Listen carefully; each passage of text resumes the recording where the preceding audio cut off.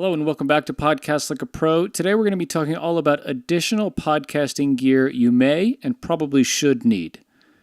So something to keep in mind, and we all obsess about this maybe endlessly, but for good reason, because a great podcast starts with great sounding audio.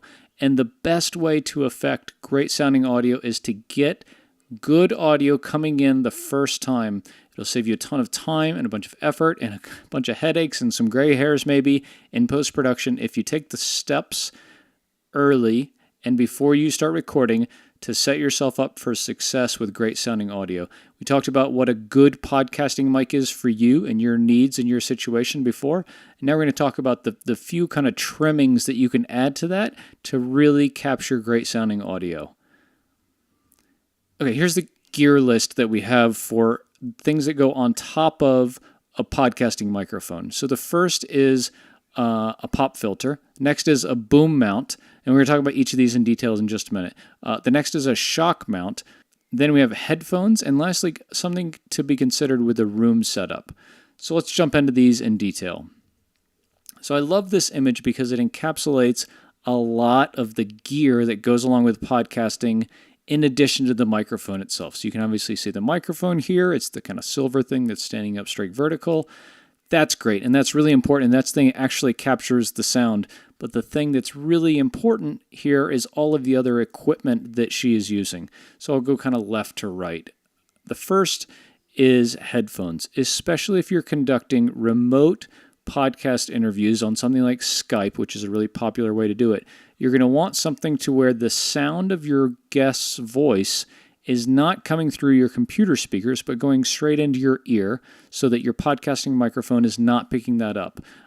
If you don't do this, then there's going to be all sorts of reverberation and echo and weird sounds coming through your podcasting mic because it's going to be picking up not just what you're saying, but what your guest is saying as well. So any kind of headphones is okay. The ones that come with your iPhone or your Android phone work just fine. Plug them right into your computer and you're set to go. Over-the-ear headphones like this definitely give you a little better sound quality. And if you want to, we'll have a recommendation for these in the notes below this module. But any kind of headphones is absolutely necessary. I shouldn't even put it in the additional podcasting gear because it's definitely not optional. It's definitely required. If you're conducting any kind of remote interview, you have to have some kind of headphones. The next here, you can see between the microphone and this lady's mouth is something called a pop filter. And a pop filter is designed to physically dampen the very loud plosives. These are the P and T sounds that are very sort of dramatic to the podcast microphone. So anytime you say time or please, your microphone is going to pick up those very loud plosive sounds and they're going to really skew the overall sound of your voice.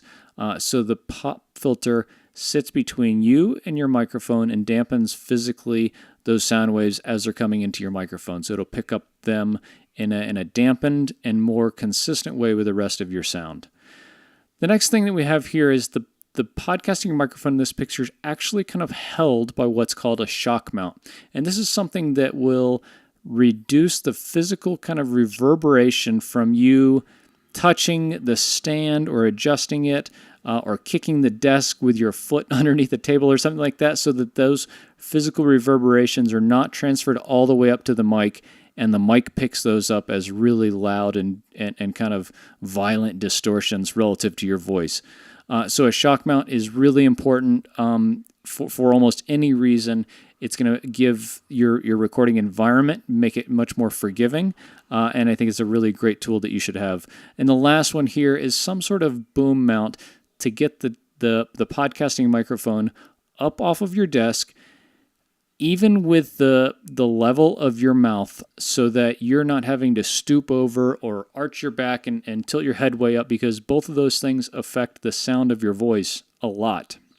A microphone that's too low or too high will make your voice sound low or high, and it's just not comfortable. If you're going to sit here for an hour talking to someone on Skype for a podcast interview, you want to be very comfortable. You don't want to be slouched down or having to stand up really high or something like that. You want the podcast to be adjustable fully to where it's exactly at the level of your mouth and just a couple of inches away, kind of like you see in this picture here. So these four things, the headphones, the pop filter, the shock mount, and the boom arm, are going to give your podcast setup a really comfortable and forgiving environment for you to record in.